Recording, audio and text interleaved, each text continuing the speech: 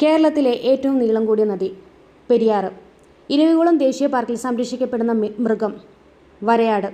ജാതി വേണ്ട, മതം വേണ്ട, ദൈവം വേണ്ട മനുഷ്യന്. ഇത് പറഞ്ഞതാര്? സഹോദരൻ അയ്യപ്പൻ. കേരളത്തിലെ ആദ്യത്തെ പത്രം രാജ്യസമാചാരം.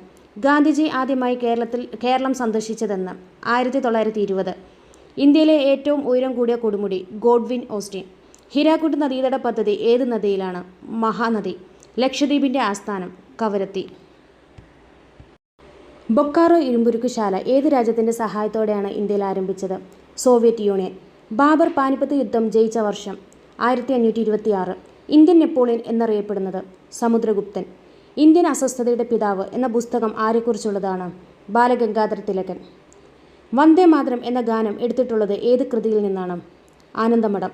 വിദ്യാസമ്പന്നർ മാറ്റത്തിൻ്റെ വക്താക്കളാണ്. ഇത് ആരുടെ വാക്കുകളാണ്? വീരേശലിംഗം. പഞ്ചശീല തത്വങ്ങളിൽ ഒപ്പുവെച്ച ഇന്ത്യൻ പ്രധാനമന്ത്രി ജവഹർലാൽ നെഹ്റു.